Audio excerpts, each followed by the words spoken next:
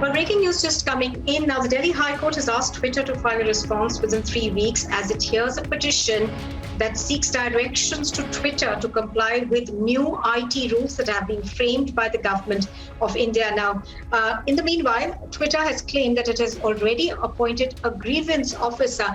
Ananya is reporting live on this. Ananya, good afternoon.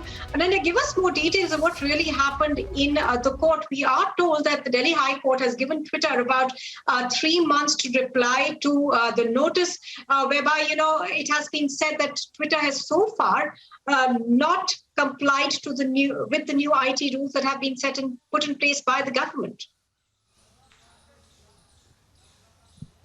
Well, yes, a lot of row is going on the new IT rules, and now Delhi High Court has issued notice on the petition which had sought compliances from Twitter regarding the new IT rules. It had sought clear directions to the social media platform to comply with the directions. Now, Justice Rekha Palli's bench today issued notice on the petition and has asked Twitter to file its response within 3 weeks. However, Sadar Puvaiya, appearing for Twitter, had clearly told the court that a grievance officer has been appointed by Twitter and the same would be placed on an affidavit. Now 3 weeks time is granted to Twitter to file its affidavit, and if any rejoinders are to be filed from the side of the petitioner in response to the affidavit filed by Twitter. However, now the matter is posted for July 6, and we'll have to see what the court's course would be in this matter and what the judge would have in its observation regarding the same.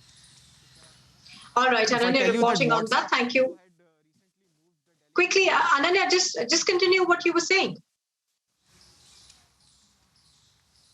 Yes, WhatsApp had also moved the Delhi High Court, if I remind you, a few days back, challenging the new IT rules. However, this is a contrary petition, and now we have to see that since a contrary stand is being made in these regards, the new IT rules are a bit of a controversy at this time. We'll have to see what the course of courts would be in such petitions and what kind of orders come in from the court side.